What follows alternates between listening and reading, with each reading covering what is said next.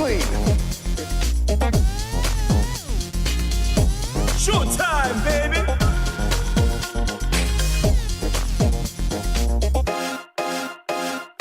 This will be a good fight.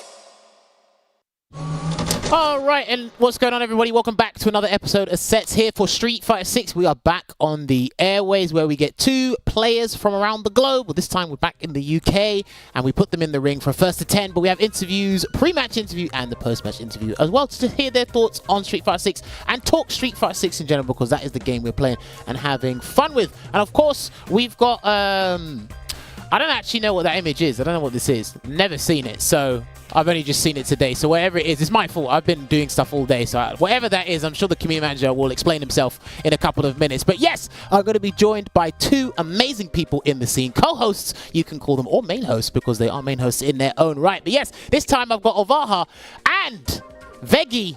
Decided to grow his hair out. No, I'm just playing. I've got Rynge with me today. Yes, good old Rynge from across the pond. Rynge, talk to me. How you feeling today?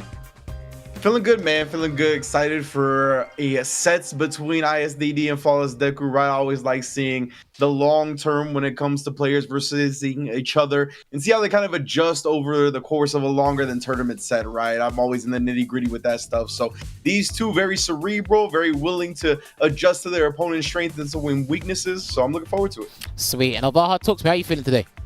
I'm feeling really good as well, and I would like to.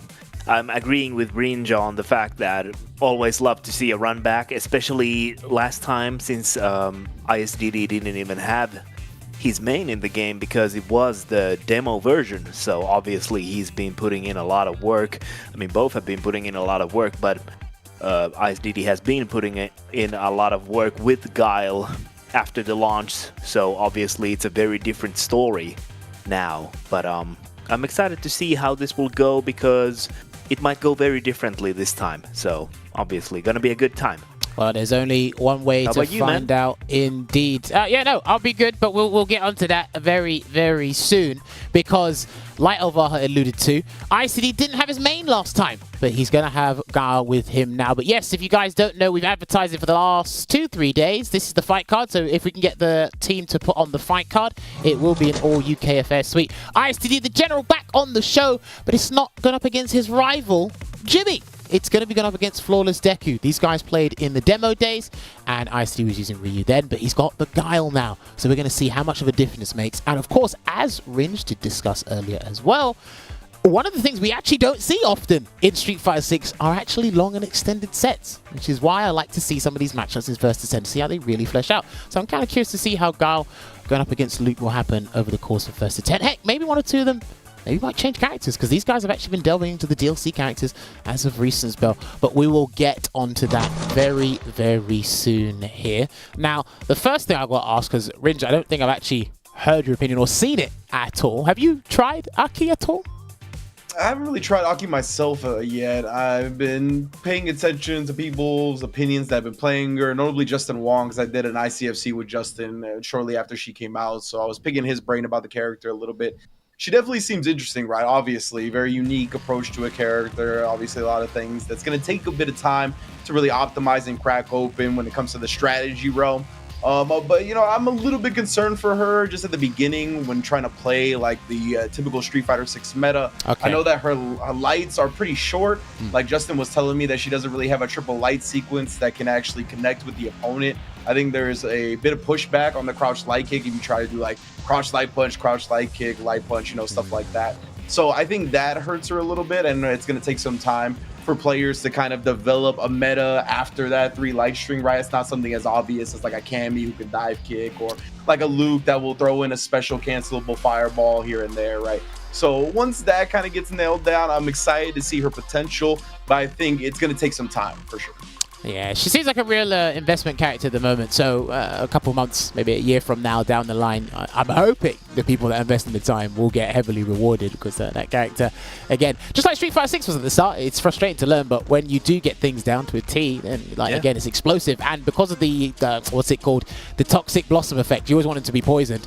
Like, the damage is there. Once they're poisoned, and you can consistently poison your opponent as well, like it starts flowing. And that's why she's one of those entertaining things about her. But then her poison mechanic as opposed to Fang's one, well, there's pros and cons to either or depending on how you look at it. Have you played much of Aki this week or these past couple of days yourself, Olvaha? Or? I haven't played her, but I have been watching people who have been playing her, and I do agree with which was said before about the fact that it's definitely going to take a special kind of a player that is going to unlock her potential. There is definitely some things that I've been kind of curious and maybe worried about, some minus on hit stuff in the corner, for example, for the projectiles, and leaving her open to a punish, for example, in a situation where you get the hit, which obviously sounds pretty like ugh.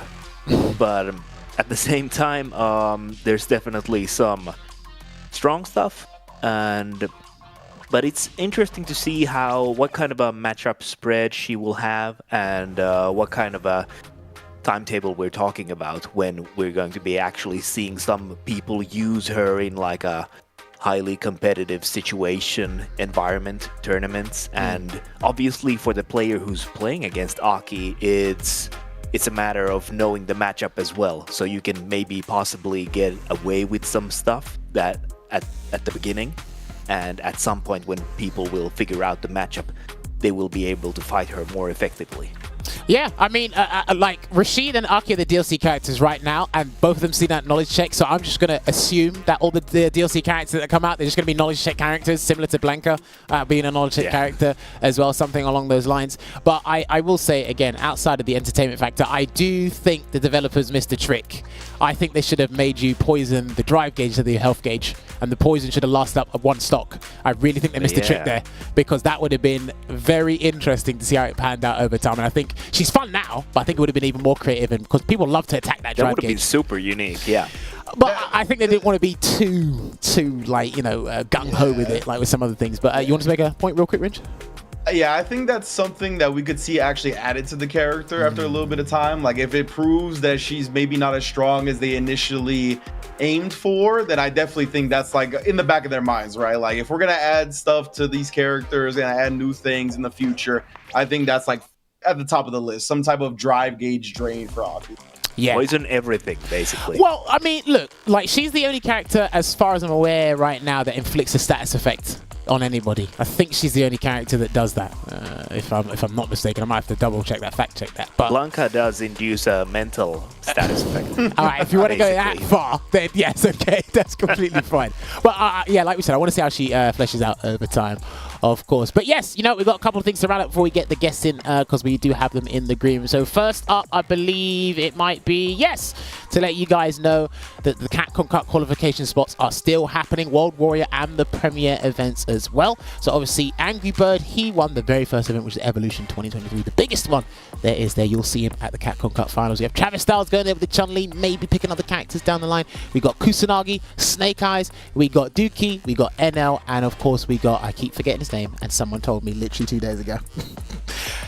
Someone literally told me 2 days ago. He won with DJ, and it's a fantastic DJ. He beat Kiyoma in the grand finals in the Brazilian region. Okay, it's going to escape me now. I wish they had the names there as well, not just where they qualified from, and I'd remember it or see it all the time. But, you know, apologies that I can't remember his name now, but someone's going to tell me. I go, yes, that was him, but I completely forgot. But yes, also, do not forget, because we actually are in the month, or we're a month away from the European offline premiere, but in about 2-3 weeks time, we're actually going to be at the Singapore event. Why does that say Gamescom Asia? Is that what the event's called? I thought that wasn't what it was called. Is that what it's called? Oh, I thought Gamescom was only in Germany. Anyway, just figured that out now. Yes. There's going to be an offline event in Singapore, which is called Gamescom Asia, apparently, and the registration cap is 1,024 players. So if you're considering going to Singapore, you're in that area, then please get signing up. You need to go to Start GG, and you can find all the information there, because, again, there's still places open. It's got a lot of heavy hitters there from what I last saw. Problems going. I think Mr. Crimson signed up. I've seen Daigo there. I've seen Nemo. I've seen a lot of the heavy hitters from Asia going down there as well. Obviously, the locals going too. It's going to be a heavy hitting one. And, of course, the one that will be not long afterwards will be Paris Games Week here in Europe. It will be happening in France, and the registration cap again for that is 1,024. So you must know this is super important, but they've got over it anyway, so that's completely fine. If you do sign up to the offline premiere in France, they're going to give you a free CP t-shirt of a character I don't play anymore. I'll still wear it though. That's completely fine. Jump the ship.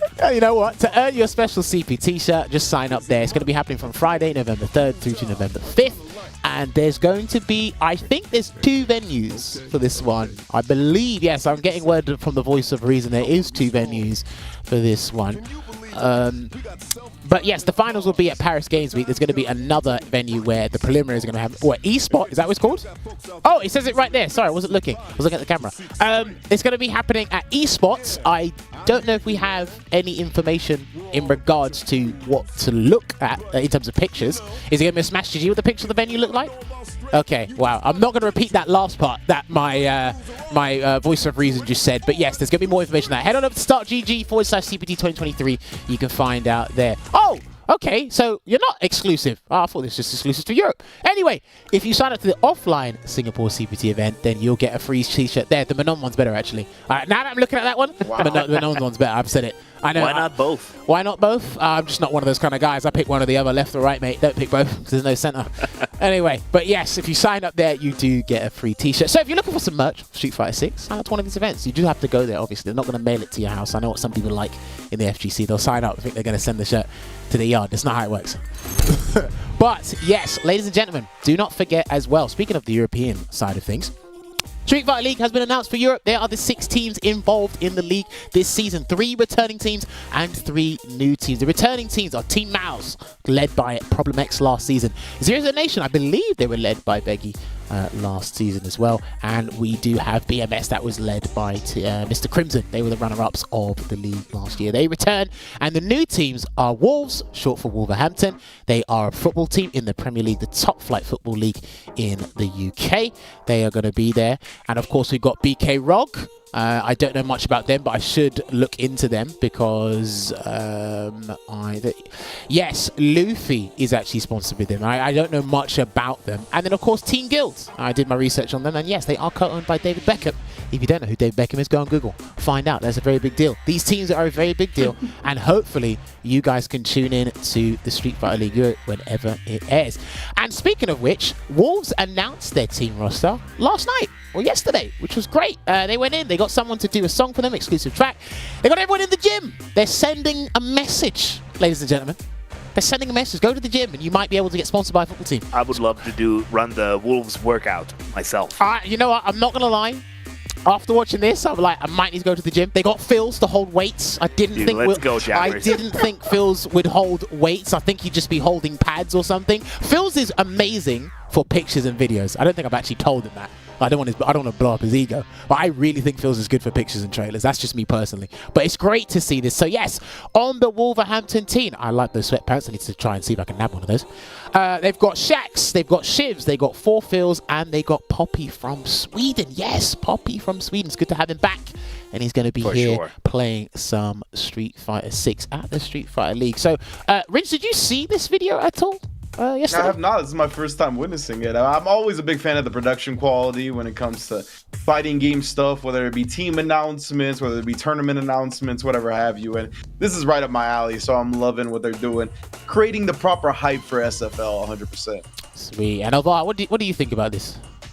I think it's really great, and I do think it's a really awesome message that they're also sending about, you know, being a team, taking care of yourself, taking care of the team, taking care of yourself physically, because you will be performing better that way. So I think it's really sick, and obviously the cinematography is just peak.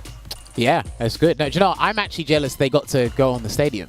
Because that's really cool. I would love to be there. Legit. So just for those of you who don't know, because I know a lot of people don't follow football, Team Wolverhampton, they actually beat the best team in the league this past weekend. So watching that and then watching these guys on the stadium taking videos and pictures and not inviting me was a bit upsetting. Nah, these guys look great. They you can look still great. go to the gym, Jammerz. That's true. No, these guys are absolutely great. So hopefully you guys will support them in their endeavors at Street Fighter League in the coming months. I want to say it's months. I don't think they've actually announced when Street Fighter League's actually going to air. They just said it's going to happen. Yeah, I think they just said it's going to happen. Anyway, but yes, that is going to be Team Wolverhampton. I actually don't know if any of the other teams have announced their rosters, okay? The Voice of Reason said not yet. I'm hoping they do it in some similar fashion or around that same time frame as well. But there's one question I wanted to ask Rynge, because this is a big deal that's been happening in Europe. A lot of the football teams have been advised to kind of delve into esports, kind of dip their toes into it and get a couple players and represent games. Do the NBA do that at all? But have they got any esports players? The only thing that I've seen, I know that like 2K kind of has like some type of deal for NBA 2K with the NBA where they do like some minor sponsorship, if I'm not mistaken. But I did see that the Milwaukee Bucks were hosting a fighting game tournament. I can't remember if it already happened or if it's happening soon, but that is the only NBA involvement I've seen. But yeah, I would love, as a big sports guy myself, I would love, whether it be baseball, I'm a big football, basketball guy personally, but any of the major sports getting involved in the FGC, I would love to see it in the States. Honestly, I wish you bringing up the David Beckham thing took me back to Gamers 8 though, and I was like, thinking about Rob trying to argue about Kai Cenat and who was famous. So I was like, I don't even want to. You took me back for a second, but that's a story for another day. Yeah, we're going to save that one for the... I wish you guys were in the back of the shuttle when I was listening to this, because Rob's amazing at arguments, but when he states that, I just said so, the argument is apparently just ends there. It's brilliant. But yes, that is what's going to be with the Street Fighter League stuff there, so do keep an eye on that. Make sure you follow at Capcom Fighters to follow all the details regarding that as well. I know some of the guys that are going to be part of SFL US, they've kind of told you that they're going to be there recording. I don't know when they're going to announce their side of things, but yes, all the SFLs will be underway very soon. Are we allowed to show the World Warrior stuff for the UK? Because I want to give personal congratulations to Rynge, or good job on the World Warrior this past Friday, because I know that you done it with Jake Ryan and Mistopheles. It looks like you guys actually learned a bunch of stuff about players we didn't even know about. I think there was like 2 guys we didn't know about either. So when you said, does anyone know? I'm like, damn, I can't message you because I don't know. Straight up, right? Yeah, there was like, we even did research beforehand. I was able to find footage on one of the players that I was unfamiliar with, but another one that I was just like, I can't even find Street Fighter 6 footage of this dude. So I couldn't even find Street Fighter footage, period. So because of that, that's really cool though. I think seeing people flourish and kind of blossom in the process of World Warrior is something that, it's like one of the reasons the World Warrior event started in the first place, right? Yes. To kind of get a lot of these players on a grind, hopefully show some spotlights on them that, for these players that don't just get to travel all the time, or the ones that we're not as familiar with on a global scale. Yeah, 100%. It's just something that I actually can't wait to see what new competition sprouts from this World Warrior, because obviously in the UK, it's, wow, that's huge. I just saw a fly just come across my head. Right, it's huge because we got Ending Walker just dominate the competition. So I think no one's going to argue right now that he's the best player. No one's going to refute that. I don't know if that's going to change, but as it stands right now, he's got 2 more ranking events before he gets a 10-peat. I think it's a 10-peat, something like that. That's nuts. Yeah. It is nuts. But yes, he did win the UK and Ireland bracket reset number 3. So he reigned supreme with 150 points, if I'm not mistaken, in terms of the World Warrior there. It's going to be interesting because I need to double check the dates, because some regions, Rynge, you might know it from the CPT side of things, some regions, their World Warrior finals is before their online premiere event. So it's going to be interesting, because if Ending Walker basically clean sweeps the World Warrior, that means he's out of the picture for online CPT. He can enter the online CPT, the spot will just be given down, which means you just have to basically look at all the other contentions, like Problem X, Broski, Infectious is playing, so he might come back. Hurricane might have a good day. Shax might, Musanu. Somebody else might be thinking, well, if Ending Walker just takes that one, we gun for the other spot. That's what could happen. You have a really good point about that. Yeah, because I think coming up soon, some of the production team that does a CPT in the States is going to have to take a break because of, as you mentioned, SFLs are coming around the corner. We obviously have the offline premieres, and there's not going to be any online premieres to clash with that. So there's a lot of weeks coming up here in October and November that I think there's going to be some non-CPT onlines. And then December, they usually take a break for the holidays as well, right? Right. So yeah, I think there's a lot of World Warrior events that are going to get decided before their online premieres, and that's going to be a whole new wrench, 100%. 100%. It's interesting to see because I think my brain was only thinking about people that would win the online premieres and then they'd be removed from the World Warrior picture, right? Not really the other way around. That's going to be coming up. Yeah, so it kind of works both ways if you think about it. I need to double check some of the details in general, but I do know for a fact France and UK, their online CBT premieres are in December, but I think their finals end in November. So it's like, okay, and there's not much of a time difference between the two finals. So it's like, okay, for example, if Ending Walker does win, it opens up the spot in the UK. If Mr. Crimson or Valmaster win the French World Warrior, it opens up the spot to another guy. And then it's like Rynge just said, it's like there's an offline premiere as well. One of those guys could have a good day. So there's other ways to qualify. And it's very interesting because at the end of the day, they need to get 48 players at the finals there. I do love the fact that there's multiple ways to actually get in. So that's always interesting because you can actually see how some people are focusing on a specific route. And I do enjoy that. Yeah, no, 100%. I think it's what makes it more interesting, and the storylines. Obviously, from a player perspective, I don't think you want a spot handed to you. You want to earn it yourself. I think anyone competitive will tell you that in any regard. But either way, these guys are fighting tooth and nail to get as best as they can be to prepare for these big events because they could be coming thick and fast later down the line. We've already had a crazy first couple of months anyway with the game, and this season's not even done yet. But speaking of which, I do want to get these guests in because we do have them in the green room. So I want to have a chat with them before we set them up for the first to 10. Now, I've got questions to ask these guys, and Rynge, I definitely want you in on the conversation as well because I want to get your opinion on this. But yes, if we can get... Well, look, you're here every week, so I can get your opinion anytime I want. Get your opinion anytime I want. Damn, but yes, bro. let me find out. Have we got Flawless Deku and ICD? Have they unmuted their mic so we can get them on board to have a lovely chat with them? So, let me find out. Can these guys hear me loud and clear?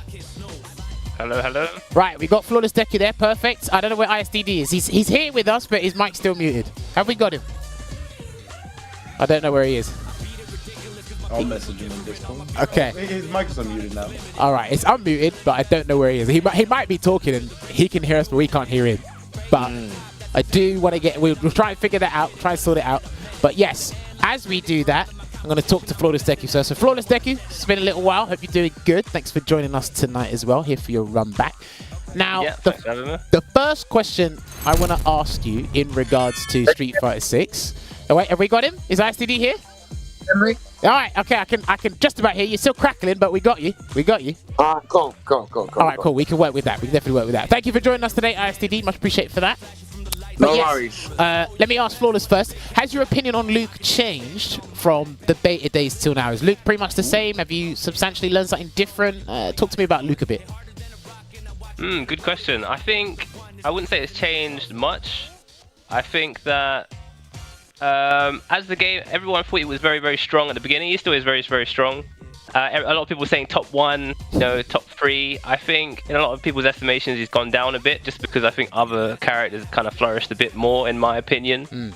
I still think he's up there for sure. Maybe like later end of top 5, something like that. Around that area. That's probably where I put him. But he's just got all the tools. He's just very, very solid overall.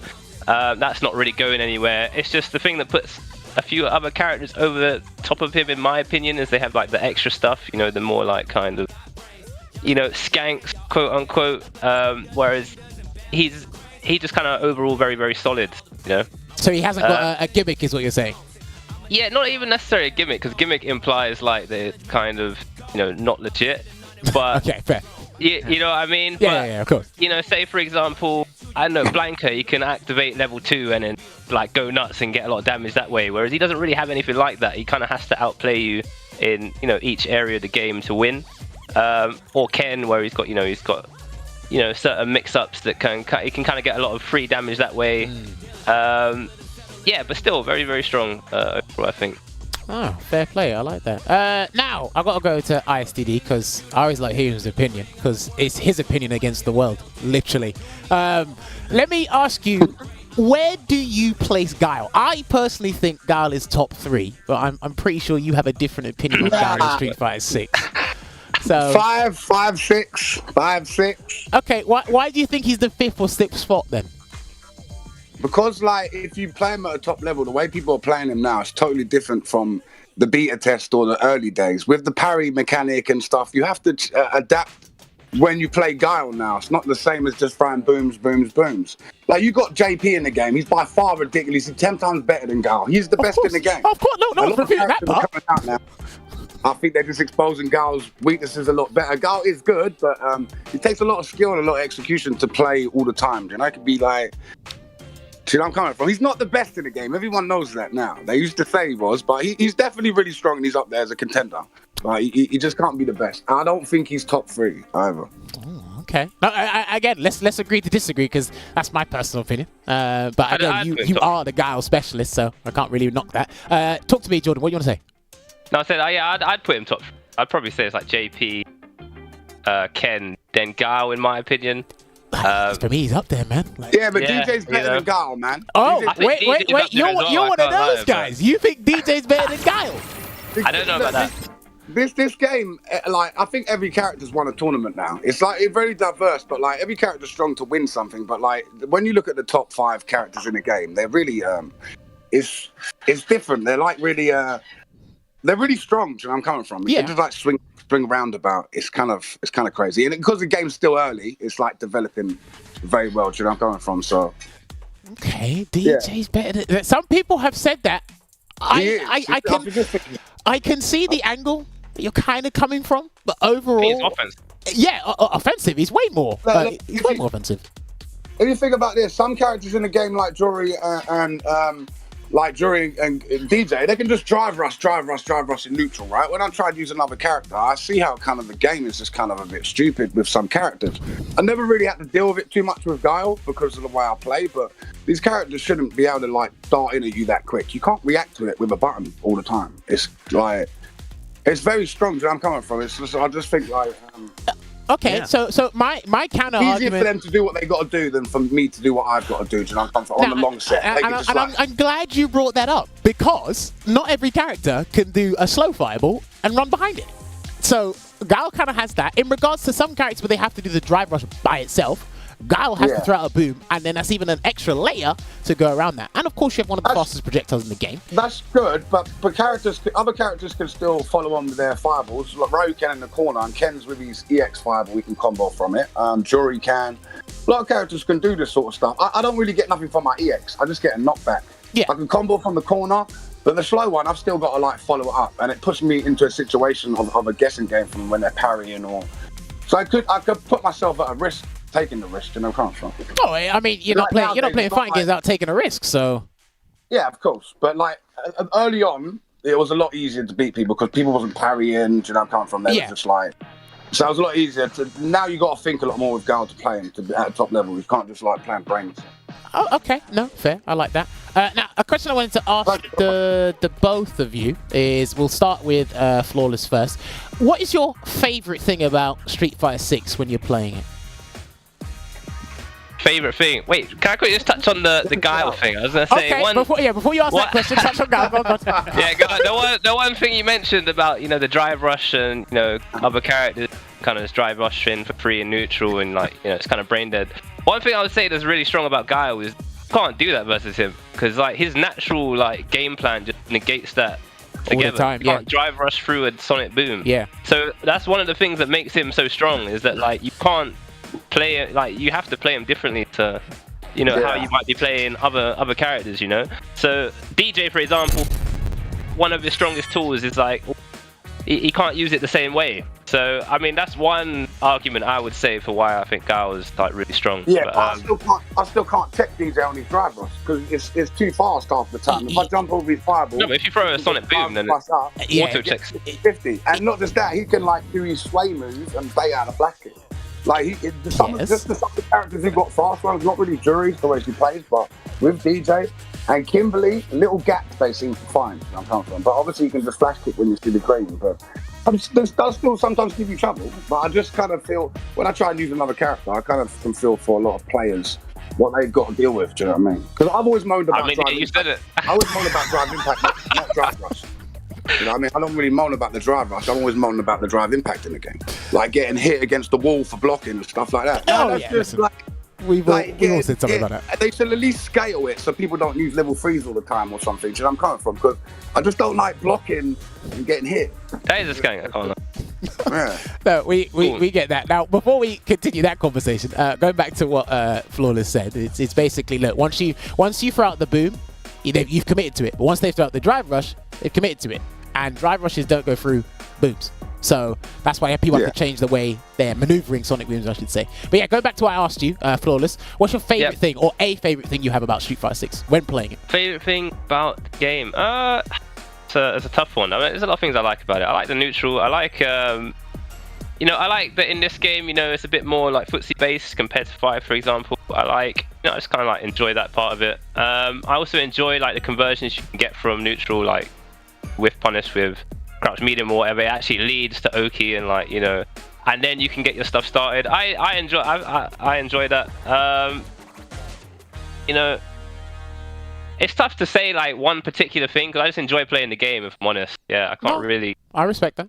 That's the best scenario. Yeah, well, that is the best answer, I should say. ISTD, what about you? Is there a favorite thing you have at SF6? Would you just like enjoy playing the game as well? I know you're just a fighting game fanatic in general, but is there anything particular you like about SF6?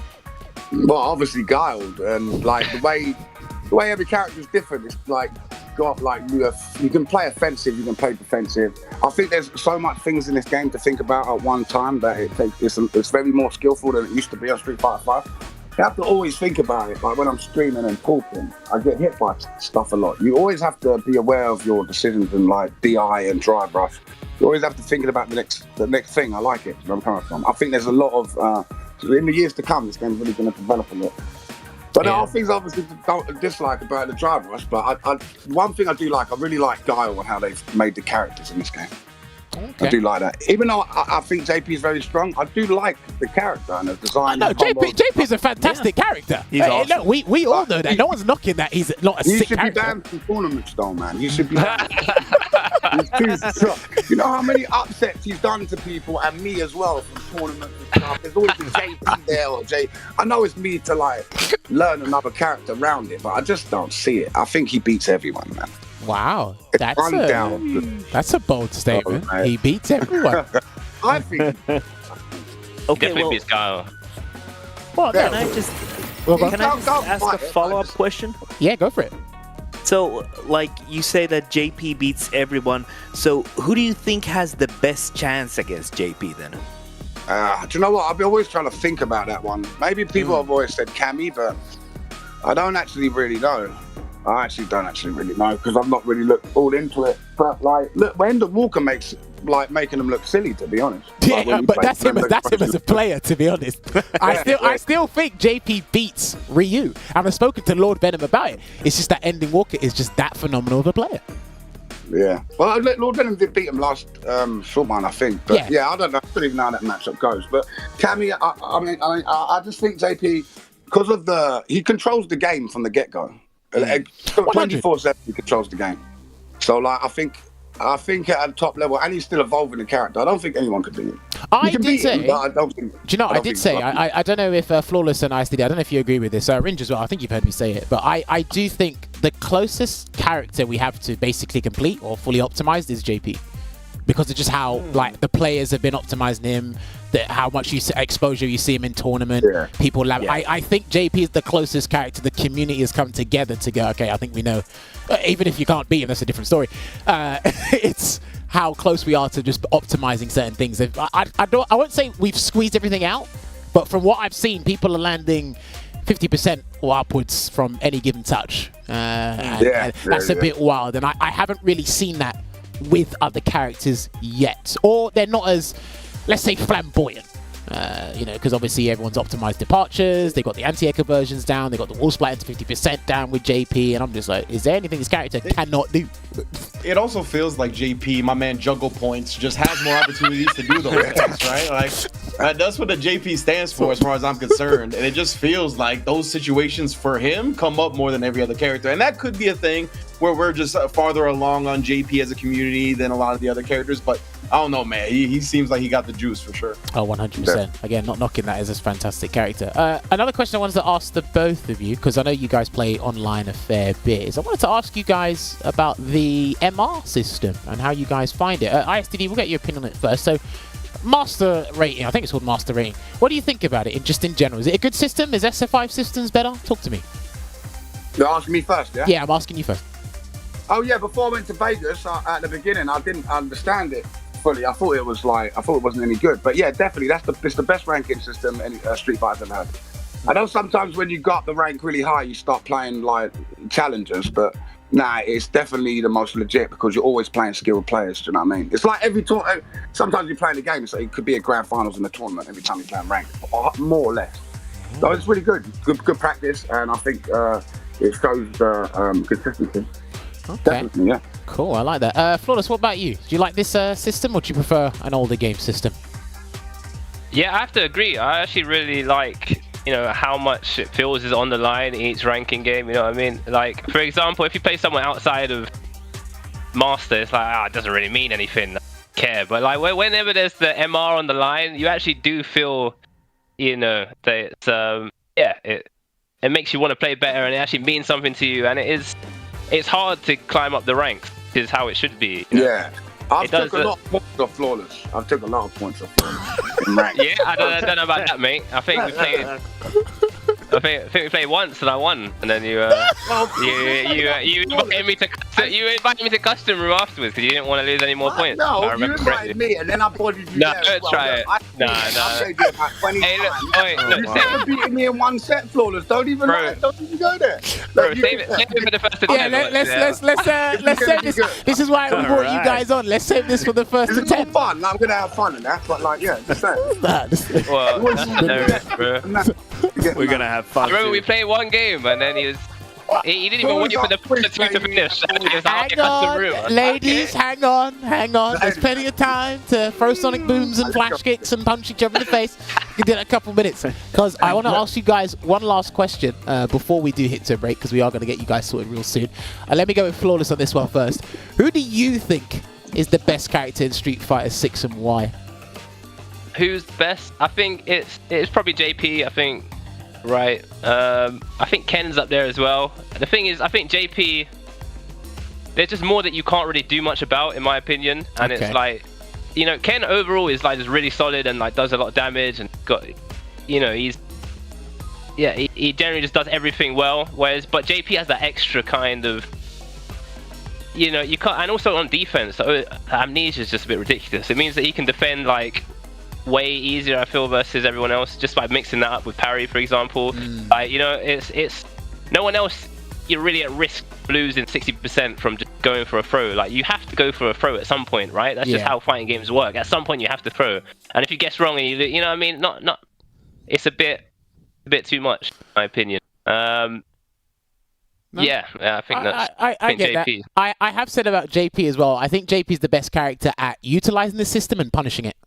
I think he does both really well. Yeah, his no hurt boxes on his normals as well. Like the fact he can check drive rushes, like so can crouch medium punch. I think that's very, very strong as well. And he's and then he just plays good at like every. Yeah, his drive rush is good. It's like great at like most ranges as well. Like zoning's really good.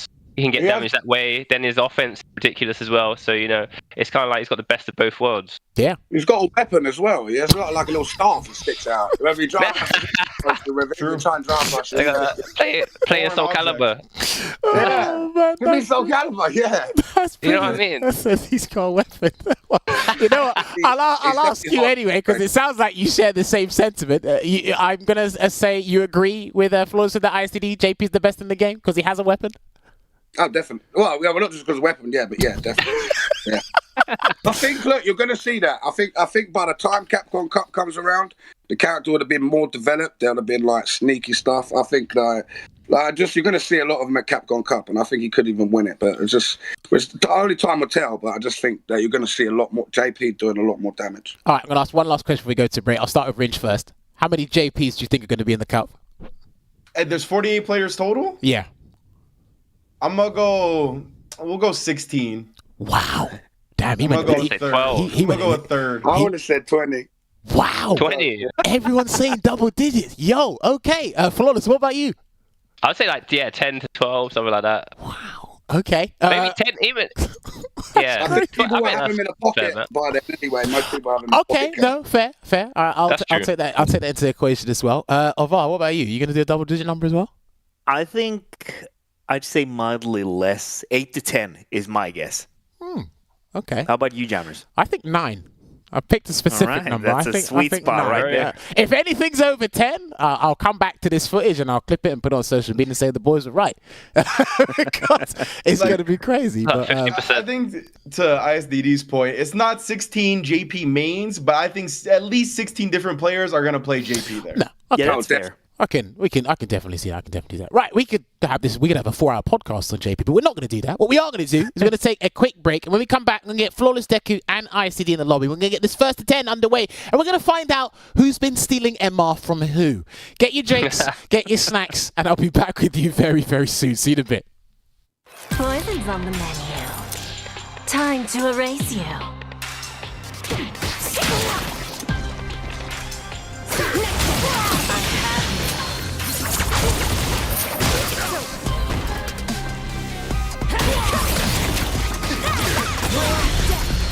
Let's do now.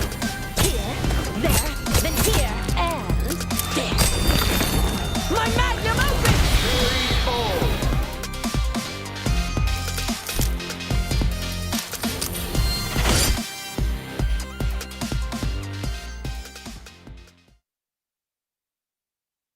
Peggy 12.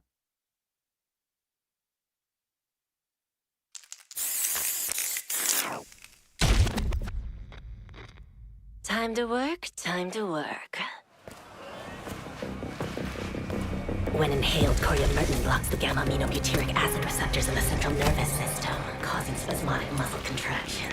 Master, it's a work of art! It's perfect! What to do with you now? So, shall we put him out of his misery?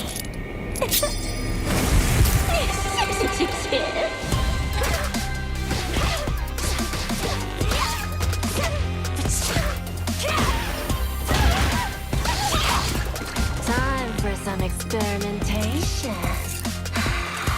I bet poison would work wonders on you.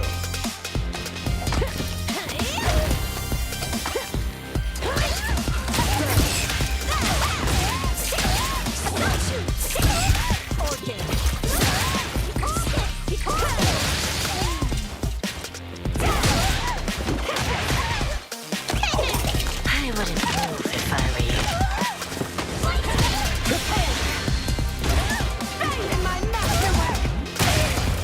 Poison's on the menu.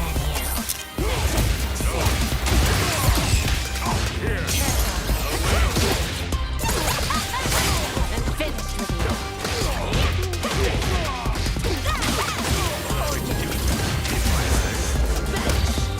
So infantile. I have you. It's over.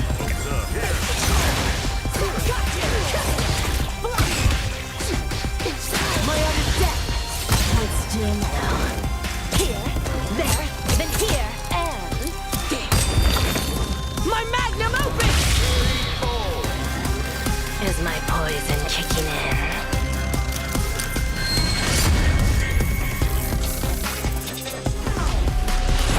Street Fighter 6.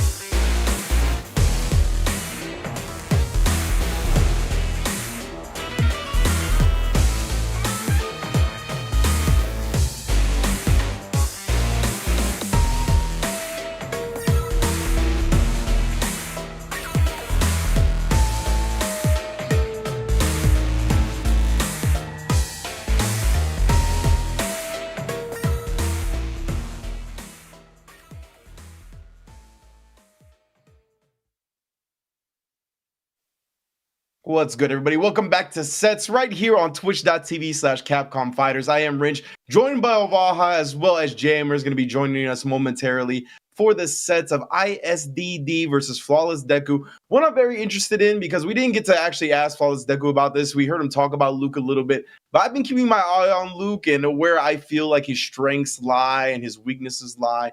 And to me, over the course of this little bit of time we've had with Street Fighter 6, he seems like an even more meter-intensive character than I think a lot of the top tier are. Like when it just comes strictly to drive gauge, I'm speaking.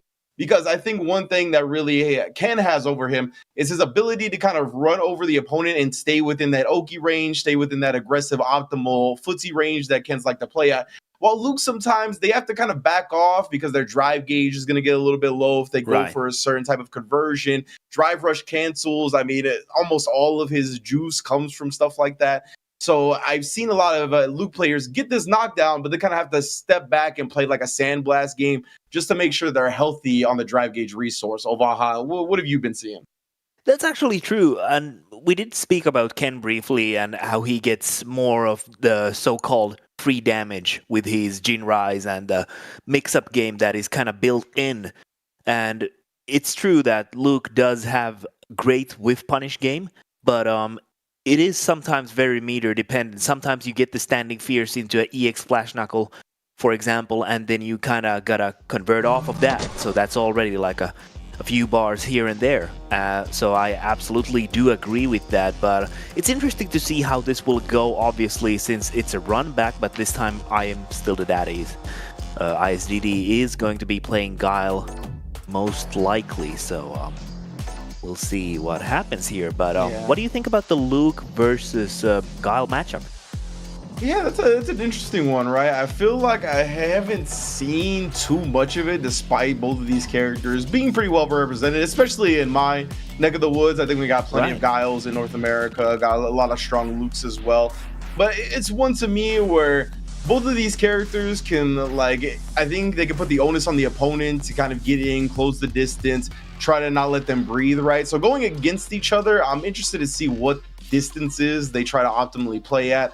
Obviously, I think ISDD and Guile, the projectile war is just almost always in his favor unless he's playing against someone like a JP. But the hit scan projectile, the sandblast of Luke, can pose some threats, right? He can get out very quick, catch Guile off guard while he's starting up in certain areas. To me, it seems pretty even, maybe at a high level like we're about to see. There's some nuances that I'm not aware of that kind of tip the scales on one side or the other. But yeah, man, I think it's going to come down to player decision-making today.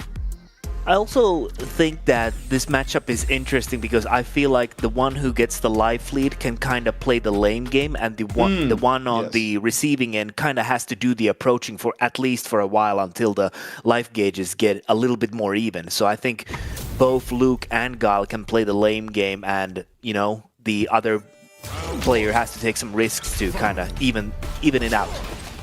Yeah, I think that makes the round starts so important, right? I feel like that kind of gets absolutely under talked about in fighting games a lot of the time. How important that first hit is, that establishing the life lead, and how it kind of affects how the round plays out from there. But Jammerz is back with us. How you doing, Jammerz?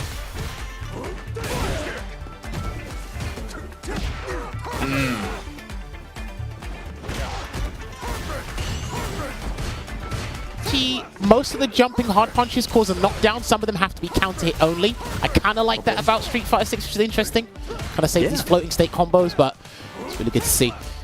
He's already low on drive gauge. Yeah, one thing that ICD does quite a bit, I've noticed from watching these games, especially in the ICFC tournaments, similar to Hurricane, these guys are not afraid to put themselves in burnout or near burnout. They have to do whatever's and I think necessary. Both of these characters are pretty good at fighting in burnout state because they have really solid tools for keep away and also approaching their opponents. And like Luke, for example, can have the heavy flash knuckle and kind of steal back some plus frames even though he's burned out, for example.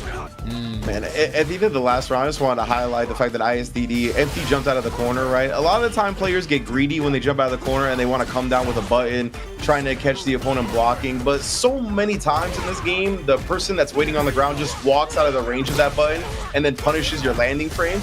Like right there, Flawless Deku probably would have been able to catch a DP on his landing, but because he empty jumped, he did not. But right now, Flawless Deku doesn't care about what happened in the first round because he takes the second. Well, they both haven't used any of their super gates just yet. Lovely jumping into light flash knuckle. Good block on the overhead. These guys definitely have to look out for their overhead mix-ups from Dry. There you go. Speaking of the devil, you got to look out for those. Lovely jump hard punch there. Jump-ins right now. I think you should spend level 3. Yeah, good choice. If you've ever wondered... Yeah. Luke has some fantastic jump-ins though, and I've heard a lot of Guile players say that Crouching Fierce in this game is not as reliable as an anti-air, so I do think that he kind of has a hard time sometimes to intercept those jump-ins from Luke. That was a smart choice, right? Because he wouldn't have been able... If he DI'd back, I don't think he really had the health for that. And if he blocked the DI, he's going to get wall splattered into the round anyway. And they both drive rush at the start. What? These guys are madmen. Green means go. And then they jump in again. What's so interesting to me about his set so early on is that I was expecting the hard reads of the jumps and the drive impacts, specifically from Flawless Deku's side, to come later when he gets a better sense of the fireball rhythm of ISDD. But he's been on point here in the game 1. I think a lot of people, this is why I like the first to 10s. I hope we can bring more of them down the line. I think everyone's still playing with the first to 2, first to 3 mentality. And then they realize there's 7 extra games to play, and it's like, oh, okay, slow it down, kind of solidify the game plan, or switch it up. But this is going to be one of the more fundamental aspects of the game. I know there's drive rush and drive impact in the game, but when you look at what they have to do, basic navigation over sonic booms, you know, tackling each other's normals and whatnot, because both these characters have a fantastic set of normals. Misses his cross cut, rising uppercut. It's going to be huge here for ISDD. Speaking about the first to 10, it's definitely a marathon, not a sprint, but there's sometimes it's beneficial to kind of take a head start, maybe get a 2 or 3 game lead, and then kind of slow down afterwards, for example. So there's definitely different approaches to a longer set. All right, going to do Sonic Hurricane. He's going to close out that game to make it 1 apiece here. And he's in burnout again. One thing I wanted to touch up on what Rynge mentioned about the meter gauge before was I think the best way to put yourself in burnout, if you're going to do it on your own volition, is to burn yourself out by sending the opponent full screen. That way, you can set up shop and be a little bit more comfortable with the dry gauge replenishing slowly over time. That's one thing I've noticed that people should be doing a little bit more than burning themselves out. Yeah, I definitely feel nice parries from Flawless Deku here. Oh, the big jumping once again. Yeah, that jumping fierce is just working wonders for Deku. It's one of the best jump normals in the game for sure. We're seeing it highlighted again. Just cleanly beating that Crouching Fierce. Yeah, it's not quick enough, my friend. And there you go, just blocking the Sonic Booms up close, gets the anti-air there as well. And then immediately, like, just taking advantage of the hectic chaos. Deku sneaking in a drive impact. Deku as well. See, and again, I know you get huge mileage off of drive rush overhead in this game, but Guile's one of the characters I feel like can really switch it up because he's got a good crouching medium kick, so you can get like a flash kick conversion, Sonic Hurricane. So I think ISDD should go for a couple of lows because people are just naturally standing up when they see drive rush and you have an overhead. Hey, okay, he tried it, but he blocked. There you go, yeah. Did you just order this, Jammerz? Not really. This is one of those things I had on my mind. Speaking my thoughts out loud, you know. But yeah, I do agree that dry rush into crouching medium kick for Guile is one of the stronger ones from the cast because he can convert pretty decently from it as well. That was sick! Get the perfect parry, and we've talked about this before, right? Perfect parry, the objective is 2 things. You either try and optimize the drive gauge steal, or you just put him in the corner. It's all about the positional advantage. Oh man, he wasn't blocking cross up after the parry. Did he get it? Oh, just didn't quite break the armor there. I thought he pressed the crouch jab after the special cancel by Luke. I thought he would have tapped the button. I guess he didn't want to go into burnout. Yeah, exactly. Just waiting. He's both burnt out. Yeah, nice ISDD has been jumping a lot when he's in the corner. You see it again here. I want to see if Deku can kind of cash out big. Instead reacts to the boom with a level 3. That will be enough of a cash out to take this round. Yes, indeed it will. Good call there by Rynge. Yeah, it's something he's been doing since SF5. I can't remember if he's in SF4. When he's in the corner, he does jump back a lot. In this game, it's kind of more warranted. Only because of the eye and the wall splat and the stun, so... I was going to talk about jumping in the corner a little bit, even jumping forward, right? It feels like a tool that works more in this game than it has in the past. I think it's just kind of the result of the offensive meta in the corner, and some of the commitments make you vulnerable to jump outs, but either way, ISDD, huge lead here. Yeah, this round has been all about ISDD right now. Right, and now we've been talking about this before, right? So if you're going to let Gal play the Sonic Boom game, you hold. There you go. He got the perfect area. Good stuff there from IsDaDaddy. You hold parry because at some point he's going to stop and move forward. And if you can recover before he gets to you in time, you can probably check his dash. But to stop him from like being comfortable Sonic Boom, hold parry, not just tap it. So. I like that from IsDaDady. I was going to bring this up. If he could somehow move out of those jump normal ranges, then maybe he could punish Flawless Deku's landing recovery. He did that there. Walked forward, made it miss. Now he's got the corner. Yeah, like just like Jammerz said before, like he's now been switching up the dry rush approach really well. Like he's going for throws, going for lows, and the overhead occasionally as well. Yeah, he might have been doing the overhead to condition him, to be honest, to sit still, so then he has to guess between a low and a throw. And if you're crouching, so then he can go for the grabs, for example. Yeah. Yeah, and the fact of the matter is, Flawless Deku hasn't been checking any of them until he perfect parries that drive rush, and he's gonna get the combo straight to the knockdown here. No safe jump. He's gonna go for the flash kick. Yeah, he went for the Oki since whiffing the shoulder tackle in that situation leads to Oki. So good call there. That was so smart to bet on it then from IsDaDady because he still had a bar of drive to play with after the OD reversal. And now jump is working on his side. What did that be? I'm curious about this time.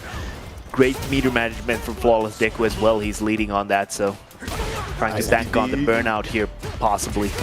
Oh, he got the confirm there into the EX Flash Knuckle. Gonna get a meaty crouch medium punch. Just keep IsDaDady here and he can get the nice spacing trap. Oh no, IsDaDady, he woke up with the crouch light kick, tried to walk forward a bit. But you could tell like that whole sequence was because how low he was on drive gauge, right? We saw him just start making these moves a little bit early, just running into some of the Luke options to not get burnt out. Right. I do also feel like we did saw that Deku was using the standing roundhouse from Luke. I think that's kind of an underrated normal from Luke because there are some meaty setups there where it's like super ambiguous, and we did saw just now the spacing trap as well. So I think it's really nice seeing the usage of that move. All right, gonna take a boat ride to Memphis with the 6 punches. Let's see if he drive rush in, try to bait a flash kick. Is he gonna leave it? He drive rush in and he baits a flash kick afterwards. Well, the sequence happened. There you go. Didn't happen exactly how I panned out in my mind, but the 2 moves did come out. So I'll take a dub there. Yeah, I think that was a well-earned dub. I'll give you that one. Yeah, you can have that, man. It's all good. Now, let me double check. Is EX Sonic Boom faster than EX Sandblast? I think it is by like a couple of frames, but let me just double check. Where's it going? Oh, nice. This time he's like, preemptive with the crouching fear. Getting it out nice and early on Deku's jumps. Nice, and then blowing up his defense as well. Yeah, it is. Okay, it is significantly faster. Nice DI there. This is just a Hail Mary at this point because IsDaDady can close out this round if he just be a little bit patient. He's burnt out though, but and even that little crouch medium kick of damage was so good because now beautiful flash kick either way. But then Deku couldn't just drive impact for free because even the normal that would have gotten absorbed would have killed him off, right? So something like that is really important. Oh, you're right. Yeah, no, good observation. I didn't see that. Just parrying again, tap with parry. The parries, eats the overhead though. Yeah. Eventually you'll get there, but a nice jump forward there. No charge. And Rynge did say that, like, if Luke doesn't go for any meter in the combos, the most he's gonna get is like jab, jab, jab into a light flash knuckle. So there's not much there to go on from.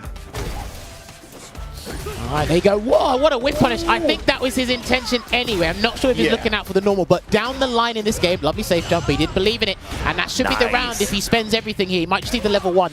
Yeah, Vulcan Blast is going to close it out here for that round. Also, but yes, later down the line, you are probably going to see people going for drive rush intentionally to whip punish certain normals because they'll be more comfortable with how it works in this game. You will see that later down the line.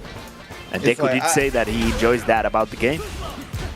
I've seen that like on very rare occasions, right? Like where somebody like sees an animation and then responds to it with a drive rush. But you're right, Jammerz. That's going to be so popular going forward so much more. I think with heavies, it'll be the easiest to do it against. Mediums is where I will proper give people credit for because I'm like, yo, you had a very tight window to catch that medium.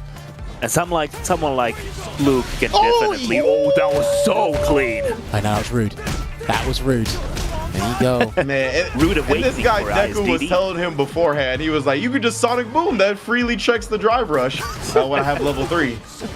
Well, do you know, I think people still kind of misunderstand or sleep on the fact that you can cancel the drive rush animation like pretty damn early. I think it's after like frame 10 or frame 11 or something like that. And if you've got a fully invincible move that's from frame 1, well, Bob's your uncle, mate. You kind of win the whole scenario, like, period. Oh, yeah, that was not much ISDD could have done in that situation. Maybe banking on a level 3 or something, but yeah. You see how confident these Lukes are in the money button, bro? He was burnt out. He was like, I'll reverse a button. I don't care.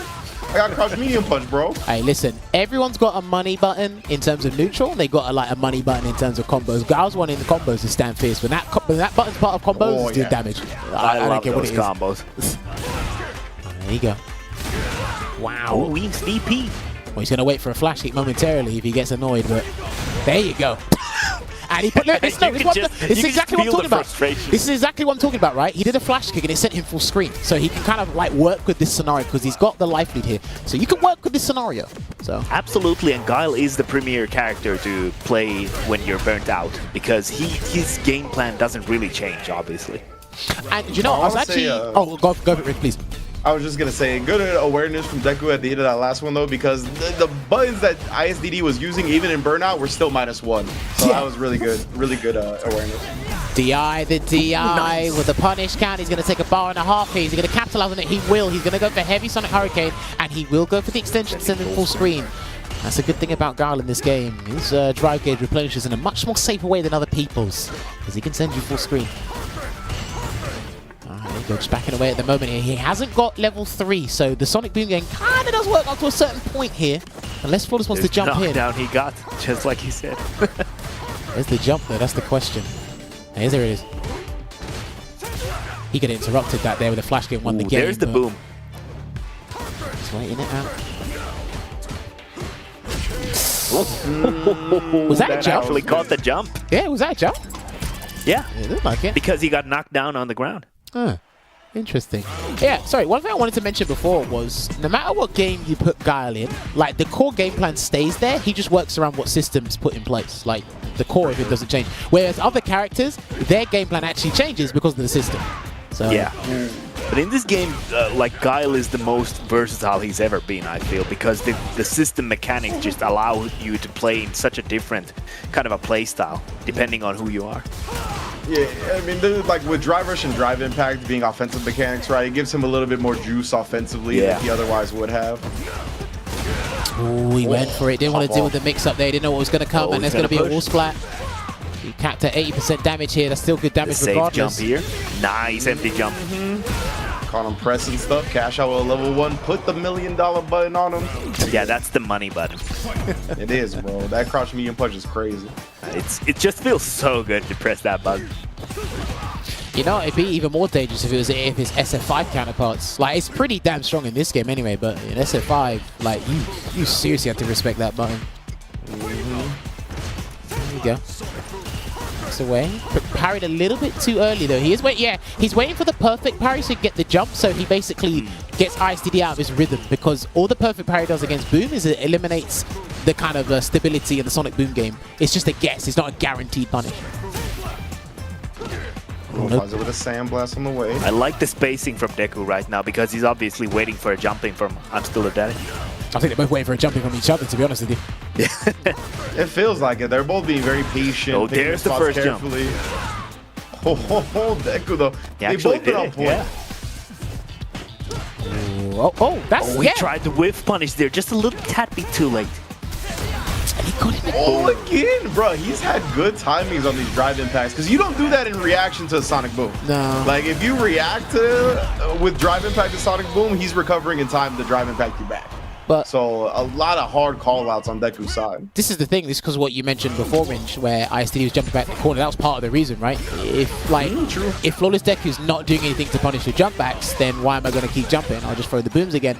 But it looks like Flawless has just been identifying the Sonic Booms. It's like, well, look, even if you block in time after I've done the boom, you're going to get wall splat regardless. So it's a win-win. Yeah. It's a win-win for him. And I've been saying this since the beta. I'm like, Guile really has to be careful throwing booms in the corner, man. Like, seriously. It's true. Nice throw tech. Yeah, it feels like Flawless Deku. That's mainly where he's looking for them. And I think it's because of the Sonic Boom nature. Oh, and now he went for the DI and just jumped over. I'm not sure if he missed his cancel and the target combo into his level 1 and he went for the DI as an option. There. He's like, oh, that was sick. Hold up. That was sick. Breaking the armor in time, IsDD. Burnout almost depleted.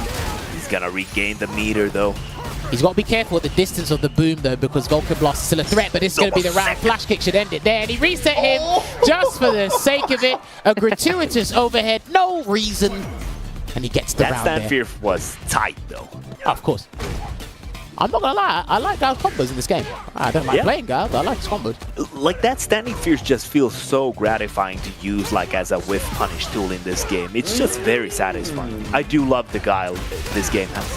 He done it That was again. beautiful. Oh, he whiffed the DP super dangerous, but IsDD didn't get the punish there. All right, there you go. Gets a perfect there. Rebuttal to that first round here. And let's see if Flawless can take a 2-game buffer against IsDD, or will he make it 4 apiece? Because these guys, they're kind of equal in a skill level. And again, it's been super even so far as well. Oh, what Big a jump, jump. Oh, man. Missed the timing on the perfect flash knuckle though. It's hard though, because when you do an early jump fierce with Lu, you then have to figure out, like, am I in range to do the crouch fierce? Because it might whiff. And then it's like, okay, now I've got to do the perfect like flash knuckle. So yeah, do I like have to invest meter? How much do I have to invest? It's sometimes kind of a... Got him. That's going to be the game. That will be the game. Keep it nice and simple. Yeah, he has the level 3. And he's just going to do fierce, heavy flash knuckle into the Pale Rider. We're going to a 5-3 game here for Flawless Deku in this set. I can kind of tell who steals MR from who at this point in time. But you think so? We'll see if it... Hey, listen. MR is like a great thing in this game and a very demoralizing thing. But like the guys have been saying, I like to ask all the players how they really feel about it, because it kind of just lets you know where you're at. That's just basically the layman term. Yeah, and the thing is that this game is sometimes so volatile.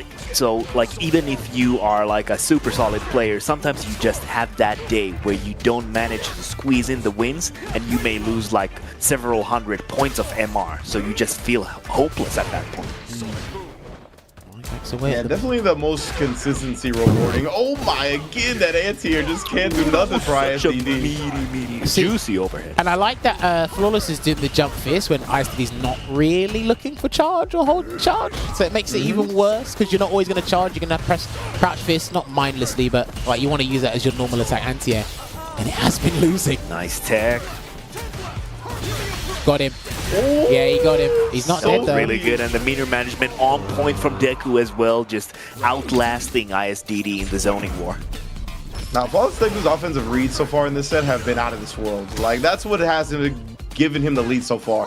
The jump-ins on the Sonic Booms, the DIs on the Sonic Booms, the level 1 right there. Like, he is really especially playing the DIs. I think those have been the most impressive for me, because we know that IsDD said that he really dislikes the mechanic anyway. So, like, it must feel extra demoralizing to just get hit by those. Sorry, that looks so silly. That should be the counter. Yep, Sonic Hurricane gets him out the corner. Still in burnout here, and that is going to be an abundance of damage here for Flawless Deku. Maybe the safe jump doesn't even need to. Try to bait him. One more for the count? Nah, he got him. Nice burnout here too. Nah, he's definitely got to be careful if he goes forward. That jump fierce is how Guile's hair got like that in the first place, bro. Damn! It's like that now. Oh, that's not going to hit. Yeah, there you go. Too fast. Man said, I know the real reason why your hair's like that as a flat top, mate. That color is just out of this world, I gotta say. Yeah, the Dipset Guile. all pink everything. Oh my goodness. Oh, he missed it. Wow. And I don't think that would have been perfect parried either there by Flawless, but he gets the 3-piece confirmed into the like flash knuckle. Try to bait a flash. Went for the dry rush for the Oki as well. See, I just clocked. One guy's got flash kick, the other one's got flash knuckle. That's going to be so confusing. I just clocked. Oh, nice punish counter. Oh, I thought that IsDD was gonna let another flash kick rip. Let's let it rip on the jump in. Do you know what, Rynge? Like, just like a word of advice. I think the more you watch him, the more you'll feel what we feel when we watch him. You'll know when a flash kick. I promise you. Like, if you ever start commentating IsDD more, you'll just have this gut feeling as to when a flash kick's coming out. It's coming any moment. It's like a tug of war for the drive meter right now too. But Deku gets a clean hit. He's gonna cash out because he's gonna cash out the meter as well. That's going to put IsDD real low on the drive gauge, not quite burn him out. But he can't throw a fireball, that's the thing. Yeah. Go for a crouching medium punch. And that was a super. I promise you that was the super. He did it. That must have been. He did a jump roundhouse by accident. That must have been a super. Oh! I can't what a believe scramble in the corner at the end there. Like, I felt like the flash knuckle was something the ISDD would have been waiting for to react to animation-wise. So, yeah. But you know what? I like that you bring that up, Rynge, because there's things where someone reacts to something, and you expect them to react in the same fashion or similar fashion somewhere else, and they don't. And it's sometimes it gets a bit annoying because you're like, hang on, you done this part, the hard part. Why you did it here? 100%. I feel like DI is one of those mechanics where it's like you see one of those players do it, it's like, okay, I'm a bust it out too. 100%. That's why the game, it kind of in unison. They put everyone in the same, or a similar playing field, I should say. Well, you really start. Yeah, I feel like we saw way more ISDD DIs after Deku had established he's gonna do a lot of them. Like, it's like I can do that too. Like, all right, bro, this is how we're gonna play. Bust him out. The double DI? What do you mean? Oh, I think it was during the combo because he was trying to burn out ISDD. Yeah, he was trying to take out as much of the drive meter from ISDD. Yeah, so if you do, someone who asked that, if you do a button into DI and it combos, the DI takes meter from you. That's why they do it. So if you ever see people do like a perfect parry or a punish counter DI to their opponent, and they do like a button into DI, they're trying to take away as much drive gauge as possible. That's literally it. Trust me, most of this game's strategy is around the drive gauge, not the health gauge. And you can see some characters do those kinds of strategies more than some other characters. Yes, that's correct. That is correct. I think once you've heard us explain it to you now, I don't think you're gonna unsee it. You're gonna see it more now. There you go. There you go. Another great level 3 from Flawless. He's been reading these booms, the flash kicks. He just knows what ISDD's gonna do. See, he is in his head. I think once he just throws out, yeah, he's got him in stun. That's gonna be the game. He got the MR. Oh, yeah, that's gonna be the game. Sure. Actually, not quite. Secured the MR. Yeah, no meter to cash on the super, but throws the wake up button from ISDD regardless. See, damn, 7-3. That's a hefty lead. At this point, right, when Flawless has level 3, ISDD can't throw out a Sonic Blade, a regular Sonic Boom, or the X Sonic Boom because, and he's got DI again. Dude, those DIs have been the MVP. To be fair, I think after throw tag, it is very popular for projectile characters to throw their projectiles, so I like that bet a lot. Again, the game. Once you see the game's just going to turn into Hard Read City, and he's got him. Nice. But this makes it easier. Listen, once he gets him fixated on countering the DIs, he's going to do other stuff. Trust me. Oh, 100. That's how it gets down, right? That's how fighting games go. Yeah, lovely flash kick. Nice flash kick once again. Got him again. Going to stall the replenishment on the drive gauge here. And he's got level 1. ISDD needs to be very meticulous with these Sonic Booms because Vulcan Blast will take him out. Good block. Yeah, look, he's pumping level 1. He just needs to be closer. Totally churning. Oh, that was unfortunate. Dude, that empty jump was so good. Why? Nah, that was putting out any hurt boxes to get gripped on the neutral jump. If he did a jumping medium kick, that air grab would have been him. Yeah, exactly. That was so good from the awareness from Deku is just insane. No, he's okay. He dropped his combo unfortunately there, but you can see he's been annoyed by these DIs. That was an annoyance drop. Yeah, do you know what? Because stealing frames with the flash knuckle there as well. When you play at a certain level, people like seldom DI. They don't do it as much anymore. So someone just bringing out the DIs again, like it's beta 1 days, it's like Jesus, like good lord, mate. It's so it can be so triggering though. So I kind of like the mental warfare aspect from Deku. On one of the ICFCs, Sejam brought up doing the world's largest gaming thing for YouTube. Oh yeah. And he was like, bro, all of these new players reacted to every DI and they DI'd me to death. Yeah. Right? Because like when you play at high level now at 6, you're not used to that frequency of DIs. But it is present for sure.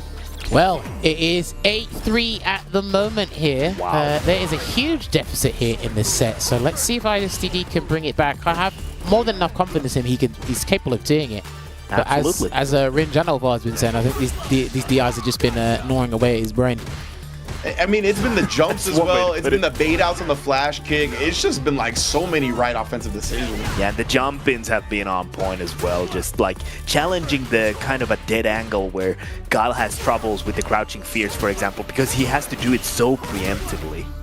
Yeah, and the thing is as well, when nice jump in there from IC. That was actually a clean confirm with the flash kick. When you land the punish counter DI or a jump in this game, you do get heavily rewarded, and that can be demoralizing for the other guy. So. And another thing I want to talk about too is you can see now Deku. Oh, nice level 1. So good. His jump ins, like he recognized ISDD had started walking forward on some of them to punish the landing frames. Now he's recognizing when that happens and he's doing the cross up jump on it. Like he's making little adjustments here and there too. Oh, and right. Nice. This time, yeah. Did they do it at the same time or did he do it slightly after the other? I think he did slightly after the other. Oh my god. Oh. Yeah, you see, he's trying to anticipate Flawless doing the DI. Yeah. He's so good. He's been conditioned. Oh, the whip punish, that was clean. He's not. Actually, he might be done. Yeah, he's done. That's it. Yeah, just a fun fact. This is Deku's favorite part of the game. You lost 45% off of a whiff punish. One of the best whiff punishing buttons in the game. Luke's staying fearsome. He has the resources. You are finished. Then again, arbitrary DI in the neutral. Good not to flash kick there because it would have went the wrong way. It's a good point, man. And then the beautiful parry. Definitely been parrying a lot of the drive rushes that have been falling into fireballs. Overhead. And he's going to go into, he's going to go into crossfire somersault here. Animation. Yeah, that's fine. There's very rare situations where he just gets the giant flash kick and no cinematic. Yeah, it seemed to be kind of a late cancel, so I was thinking about that. That was such a clean shimmy. Reaching. There you have it. ISDD breaking that streak, and he makes it 8-4. He's reducing the deficit slowly but surely, but he basically has to get there before Jordan wins. First to two here. That's really good. Breaking the streak in itself, it's like, must feel good. Oh man, that's gonna take all those good feelings and throw them away on that one. But like, I do think it's very important. Yeah, I think it's important that he gets the dub at 8, right? To allow himself at least one more game of mistakes, but oh man, I don't know if it's gonna be enough. And the empty jump as well, there you go, just call it. Oof, empty jump low, such a good option for Luke. I think it's a good option for anyone because of how safe jumps and certain situations the corner just work in general. Luke has some fantastic safe jump setups though. I wouldn't say as good as Aki's though. Aki's are very simple and powerful. I need to see more of that. She's only been out for 2 days. Well, not 2 days, but a little more. There we go. Sonic Hurricane, is he going to set up shop? He's going to put out a boom, meaty boom there. The level 1 is still there, but Flawless is not going to use it just yet. Nice flash kick. Send it full screen. I put myself in burnout, not you, mate. Sonic Blade up. He's just waiting for him right there. That was beautiful defense. Yeah, there you go. That is traditional Guile. That is staple Guile gameplay to a T.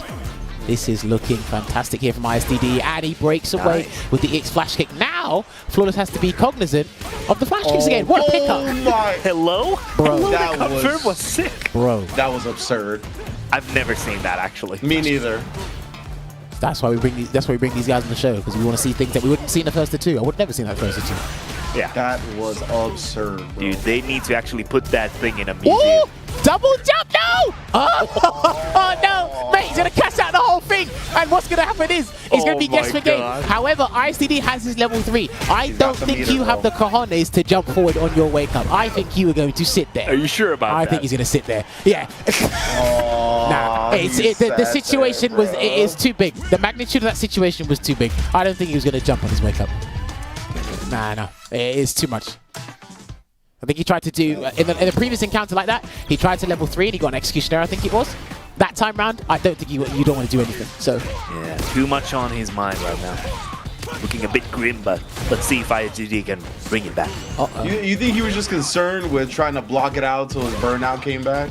That is a consideration as well, but in terms of trying to get back into the set, and it's like, right, if he blocks my level 3 and wins the game, I think that's more mentally taxing than him just throwing. That's true. Why get crumpled in the corner? I'm telling you, man, Phenom taught me a lot about this game, or like fighting games, so the satisfaction for your opponent, I'm telling you. Good point. Oh! He's a master at it. Oh, that was so clean! Here we go, he's going to take all the DI. No, he's going to scope it back for instead.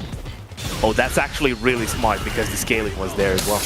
Uh-oh. Dude, that was such a smart sequence from Deku. The perfect parry into the DI, into the back throw to get the superior screen control. Wow. Well, this is not looking too good here for ISTDs. Looking bleak. It's match point here, set point here for Flawless Deku. Unless ISTD has something to say about it. That looked like a very interesting bait. I'm not sure what he's trying to bait, but that kind of looked like a Hashogeki thing where Ryu players do that to kind of stop the momentum.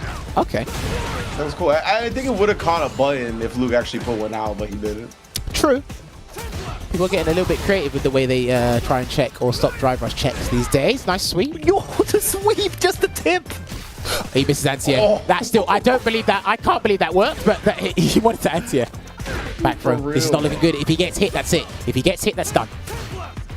That's why ISD's not doing anything. Will it spell the in? No! Not the overhead. He should have cancelled. He should have got the DI cancelled, but he tries to go for a tick throw and it doesn't work. Oh no, that's it. I think that's it because it's the CA version. That's it, mate. He's done 6 punches. He's on a pixel, right? I think he's done, mate. It's the CA version. Sent to Memphis right now. Oh, man. And ladies and gentlemen, there you have it. We have a winner.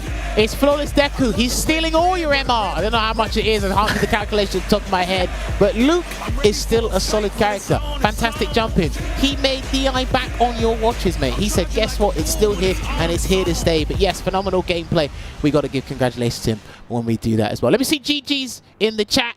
That was a valiant effort there from the general himself. My peoples have disappeared. I must be in a room. We were so impressed that we kind of left for a moment. I just turned on the wrong channel. Sorry, I turned on the wrong channel. My people are back with me. But yes, we do want to have a little chat with these guys. But what we are going to do is we're going to take a short break. When we come back, well, we're going to find out the history behind these two in SF6. Because let's find out. But yeah, get a drink, get some snacks. And we'll be back to you very shortly for the post-match interview.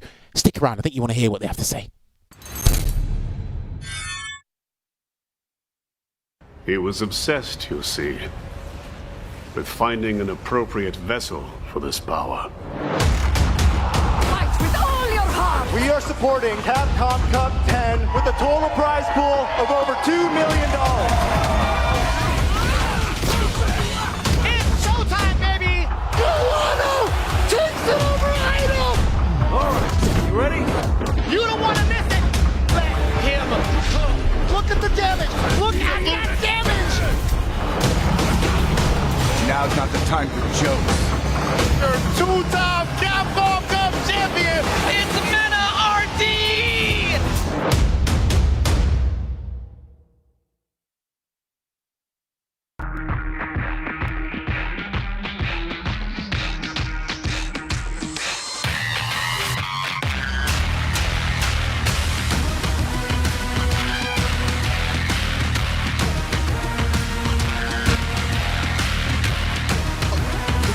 Oh, no!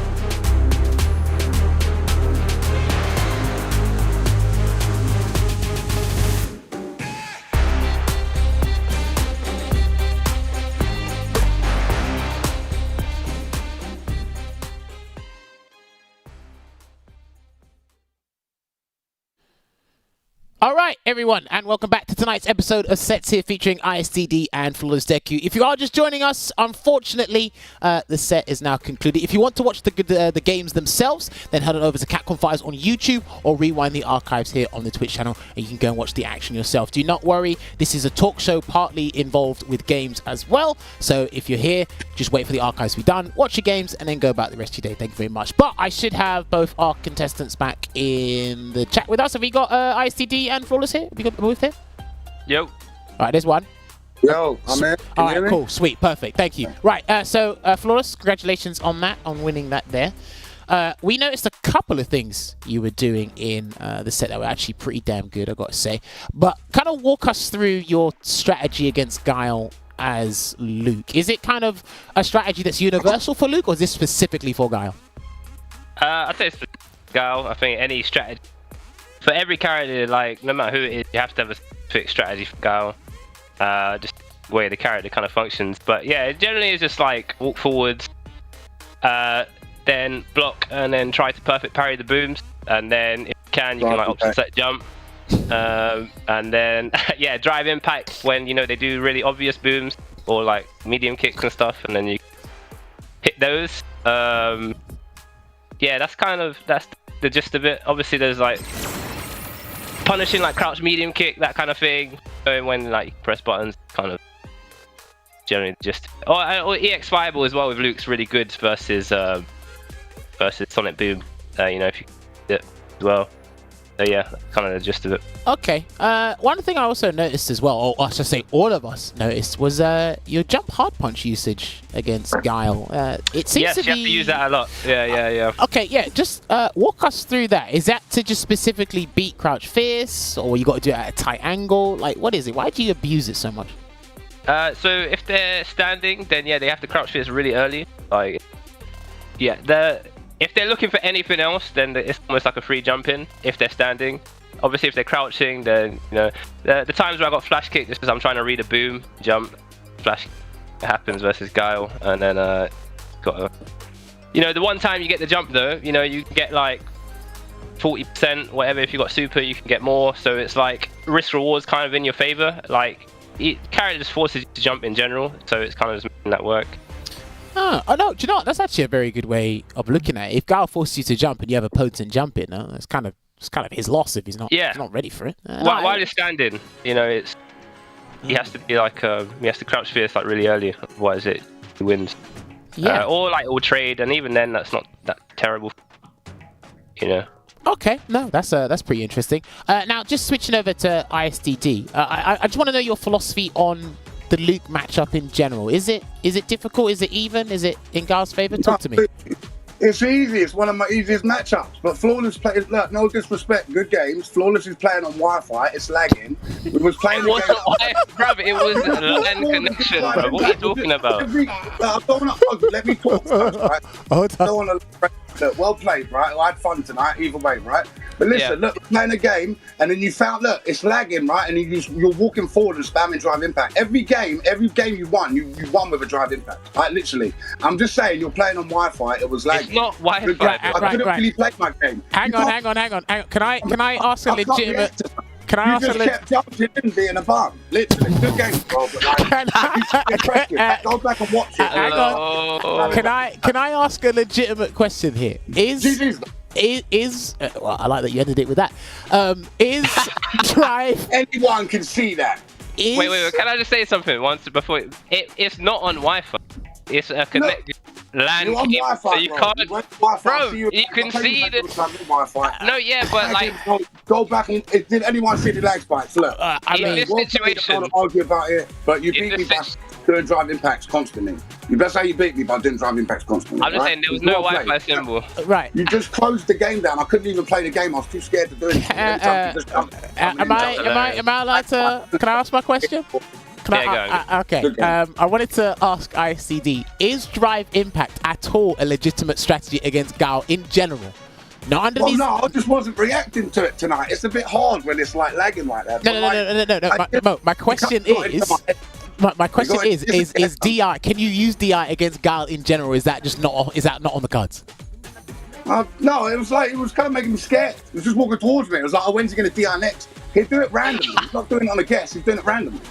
But it's just hard to deal with it. It's like, because I was like kind of tense, and then he started doing it, kind of changed the whole game. It's like jumping, and then it made me not want to do anything to him. Made me not want to do anything, made me not want to press a button in neutral. I was backing off to a corner all the time. I really like had a bad game there, but how we beat me was just spamming drive impact. There's nothing impressive there. We was playing a game at first and he's spamming drive impact, but the connection just wasn't all that, man. But like, he beat me fair and square. I don't want to like sound like wait, hang on. Wait. That was just stupid. That game was ridiculous, man. I should have left after the first of 5 because of the connection, bro. Did anyone see any lag spikes in the stream? Because it was terrible, man. It was terrible. Like, I would happily, look, you should get Mark to go to the little office where you're sitting at and we'll run this back off. Because, look, I'm not like, I'm a little bit salty about it, but just the way you was playing, bro. Like, you know, I'm always going about drive impact, but I don't want to discredit you from this. So we'll play flawless, and I did have fun too. Right? Hold on, like, any 5-year-old can see you just walking up spamming drive impact. Anyone can.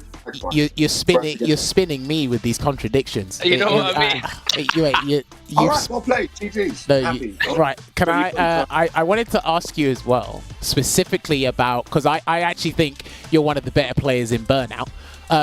Are you comfortable with fighting in Burnout in this game? I'm talking to ImStillDaDaddy. I think he's one of the better players fighting in Burnout.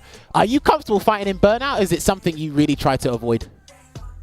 Well, not really. It's like, you can... the game can be over once you're in Burnout. You can just end the game. It's kind of hard to deal with. I need to parry a lot more to kind of create it. But yeah, I don't know. I'll try to be out. It's kind of hard when you're in Burnout, depending on what character, because they can just like press you to the corner. Once in your corner, you're a bit buggered now. In the beginning, it used to be easy, but people can just, once they get into Guile, it's quite hard for me to press a button. Okay, no, that's interesting. Well, you mentioned parry, but I don't think we really saw you parry in that set. I think you when I watch you play normally, when you're streaming or on your replays on CFN in general, I see you parry a little bit more, but I think... Oh, go on. I couldn't really do anything in that game, to be honest. Like, one time I tried to parry, I got grabbed. I couldn't play that game. Look, you can look at it. I'm trying to do solid booms and it's jumping me and stuff. No, I did see a couple of execution errors. I think there's one time I saw you wanted to do level 3 and you got a jump roundhouse. I think a couple of jabs came out when you wanted something else. So no, I did see that. But the thing was, it's like when we started the game, I played the first game. I thought, oh, he's just gonna jump. It's like, oh, you really gonna play like this? Like, and I thought, oh, I've got it comfortable. I just keep closing him down from when he's jumping because he keeps gonna do it. And then he just started to walk. Once he got me with a drive impact, he felt a weakness there, and maybe because I was a bit nervous tonight playing him. It just kind of like, I couldn't react to it at all. And then go look back, he's probably got me with about 15 drive impacts. Oh no, we counted more than 20. We definitely counted more than 20. Yeah, I kept getting stuff, so I got beaten by him just doing drive impacts. So it's my own fault, to be honest, but like, there's nothing impressive there, do you know what I mean? We were just playing like a bum. I'm serious. I'm running back on Sorry. Let me... Well played. Don't want to sound salty, but like, I've just got... well... I just couldn't believe it. You just kept doing it, bro. But like, it's just my fault not to do... I was doing the wrong shit, so... Wait, but how many of them punished your Sonic Boom? Count that many. What's that? How many of them went through your Sonic Boom? Because he was getting my medium, he was getting all my buttons. Well, no, he's asking about the Sonic. He's asking about the Sonic Booms, not the buttons. He's asking about the Sonic Booms. Even the buttons, like, if you crouch medium kick and I drive impact, then you can't do anything, bro. Well, I wasn't sort of... What's that? What you said? I'm saying, so whether it's a Sonic Boom or a crouch medium kick or whatever it is, you know, whatever button you press, and it gets... Can't DI for a Sonic Boom reaction. No, it's not a reaction, it's a read. I know, I'm predicting it. No, it's random. I could have DI back. Okay, well. I did DI a few times back against you, but you just kept doing it. Okay. It was a DI. That was a DI, mate. Well played, bro. Okay. Right, let me... Oh, go on. And it just was like bullshit, that game. All right, hang on. Cut back on the language, please. We apologise about the language, sorry. I'm going to swap. Okay, right, never mind. Right, let me ask you both this question. When we had Ending Walker on with Rickerman's Barnet last week, they said being in Burnout is not punishing enough. There's still a lot you can do to kind of get out of the situation. One of the things that Ending Walker suggested was there should probably be a 10% damage reduction when you're in Burnout, as well as not having access to your drive system. Would you agree with that suggestion, or do you think that's a bit too harsh? Flawless, let's get your answer on that first. I would say it's a bit too harsh. I think Burnout is punishing for sure. I think that you can definitely play in burnout, and I think it also depends on the situation. Like, say for example, you put yourself in burnout and you got them in the corner, then it's not really as punishing because they can't really take advantage of it. But I think that's fair because you put yourself in that situation and you've kind of weighed up the risk. They still do have the opportunity though, say if they get one back throw or, you know, they get a hit, then, you know, then it can be curtained. So you do still have to worry about that. Like, most comebacks happen when you're in burnout. Like, you put yourself in burnout and then it's like you have a life lead, and the only way you lost that really a lot of the times is because of burnout. So that's why I probably agree. 10% damage reduction as well, just a bit excessive in my opinion. You know, yeah, that's my take on it. Okay, fair. ISTD, what about you? Do you think burnout should be more punishing, or is it fine the way it is? No, I think they should. You know, when you can't press certain buttons, they change the frames on things. Oh, I think they should. I think they need to put it normal, because I think that's a bit too. Like, you know, Aki, she can just press jab, medium, punch. Yeah, jab, medium. Yeah. This is just stupid. Like, when you're getting burnout, it just looks silly. I think you should just change that back to normal. You get enough from the chip damage and to knock them against the wall. Like, sometimes when you can't get press buttons, it's kind of like you might as well just give up the game once you put yourself in burnout. Sometimes, especially with resets and stuff. I don't disagree with that, actually. I don't disagree with that. Rynge, what about you? Do you think they should revert the frame data back to normal when you're in burnout? I kind of like it. I agree that there is some funny looking stuff, the block strings that come up when people are in burnout and whatnot. I do agree that there's some funny stuff going on, but I kind of like that.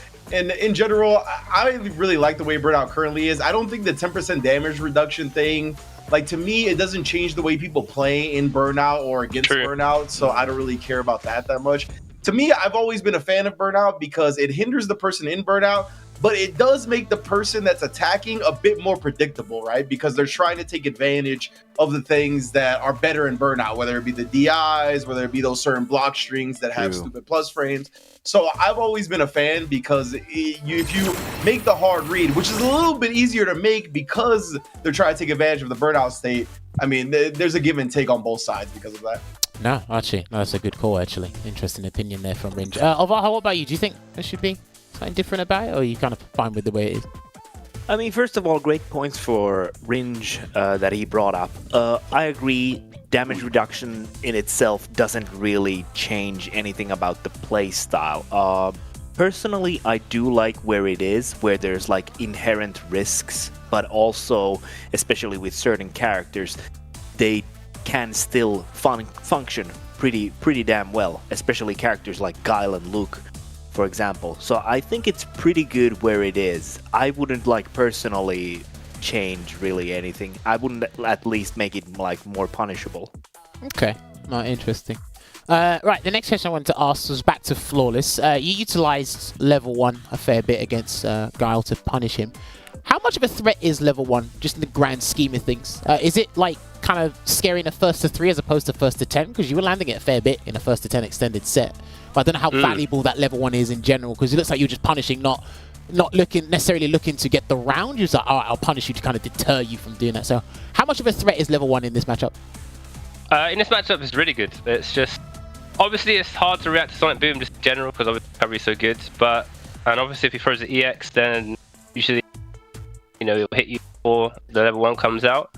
But yeah, if you're ready, then it's a good punish. You know, obviously it only spends 1 bar as well. So say if I've got the level 3 as well, you can use, quite good.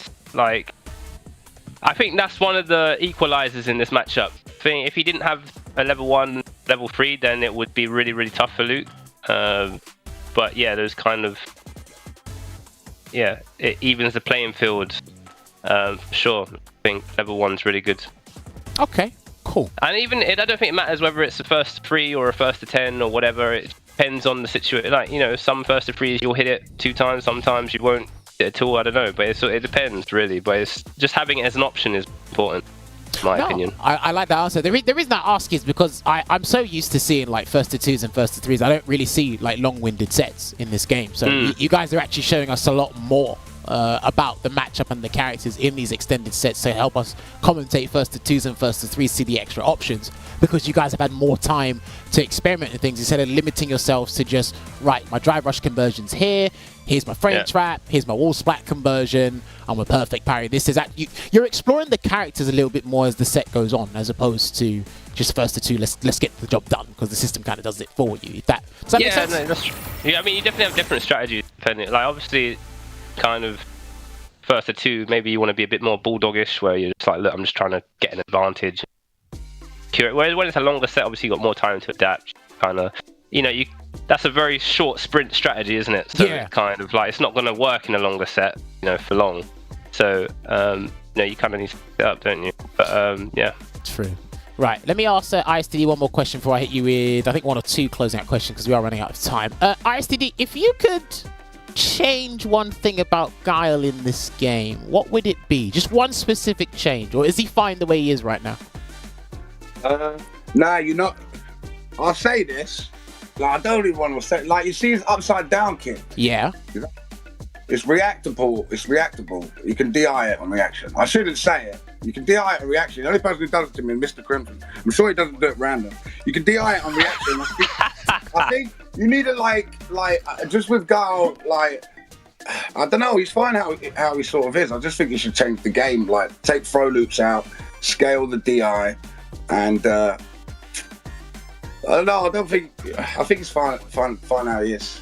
Okay. But just change the system of the game, the throw loops and the DI, scale the DI. So like people just can't do DIs during corner and get level 3s. And you mean the wall splat damage? Is that what you mean? Yeah. If you take it off while I'm blocking, so you can't knock me against the wall when I'm blocking. Okay. That'll be sort of fine, because as a Guile player, you're sort of thinking about a lot of things, and the buttons I got to press out are really DIable. Do you know what I mean? Yeah. And sometimes in the game, obviously in that set there, it just made me think that, when's he going to spam DI out? And I know he's just walking forward to doing it, so it kind of made me scared. But I would have to resort to other buttons, so it could obviously be a risk. But I just think the DI it's just annoying. There's a really, really good option, DI back. That works.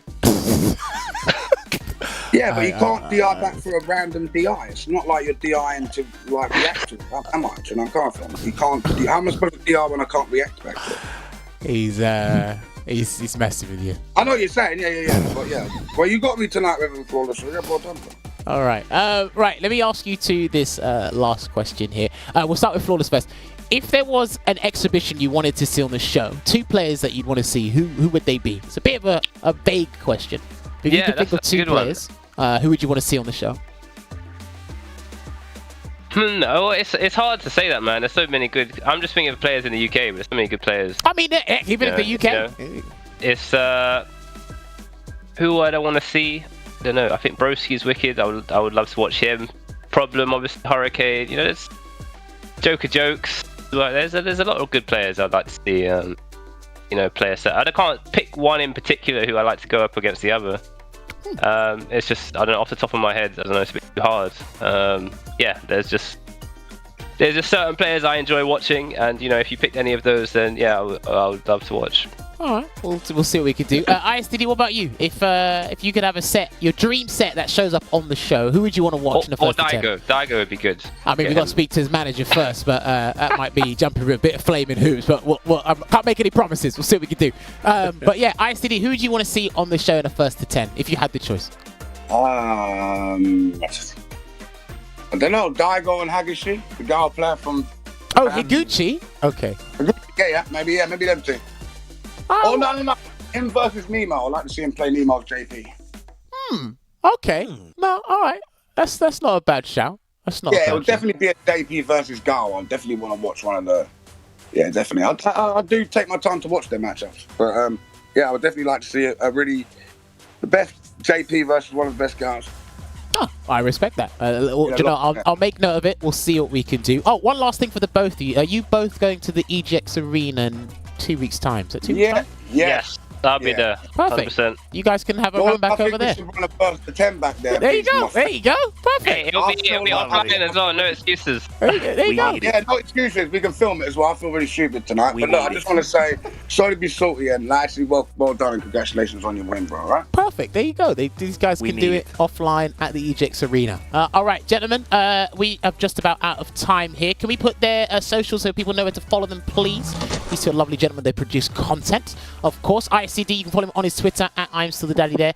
And ICD, you still on Kick? Is that correct?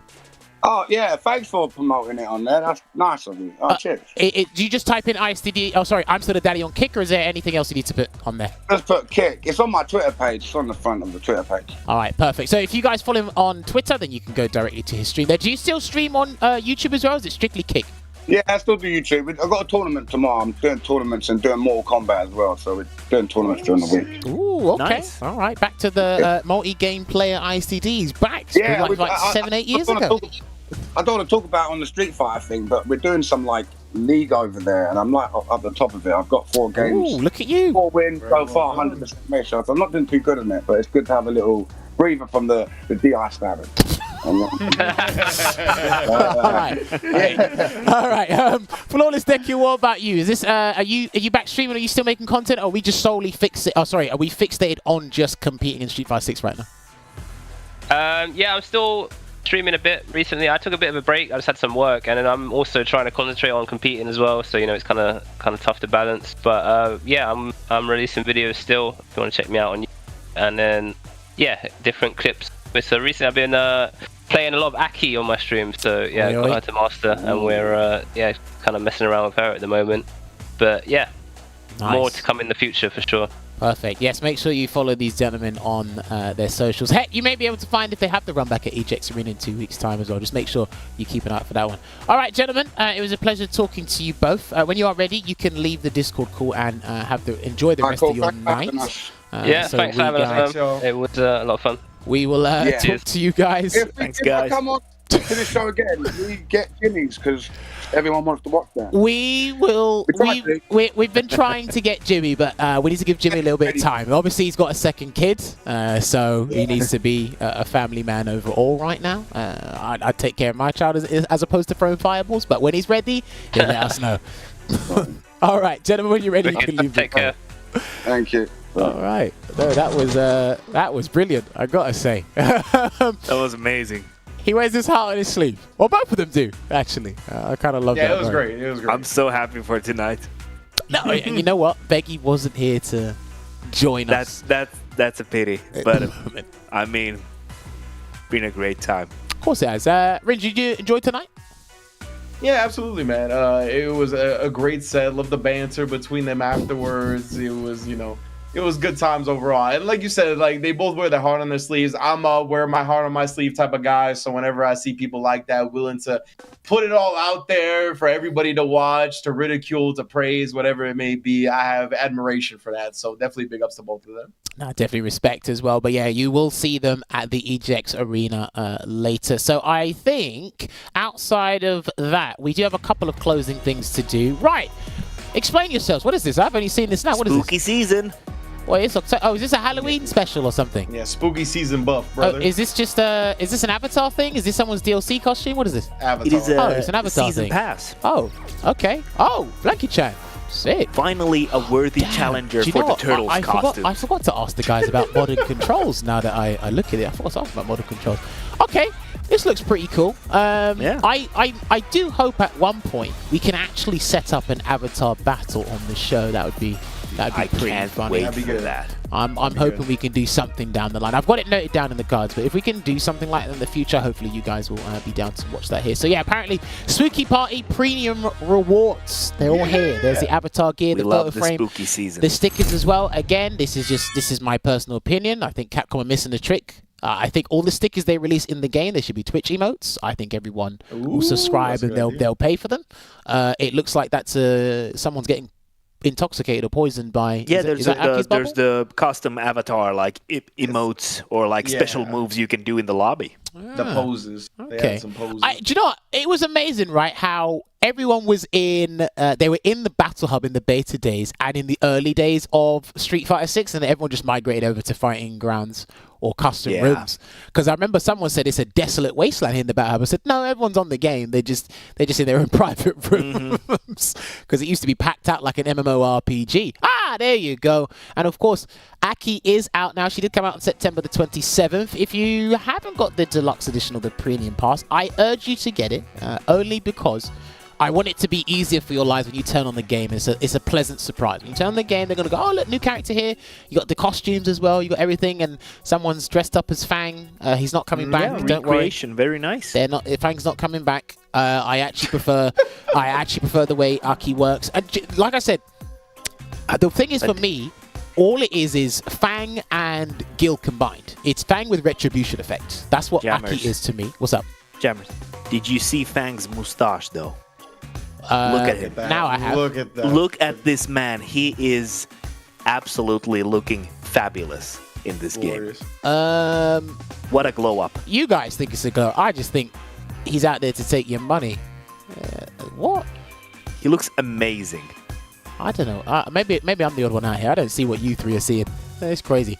Anyway, there is stuff to be earned here at the spooky party as well. Don't forget, Aki is out, of course, as well. We do have... Can we show the EGX Arena? Have we got that page? Because I wasn't mentioning it before. I do want to show the people this. If you do find yourselves in London or you're considering going to an offline event that's a little bit more affordable and you want to pop on down, then please come on over to the EGX Arena. It's actually happening on the weekend of October 13th to 14th, I think it is. Yes, there it is right there. There is a 5K prize pool there.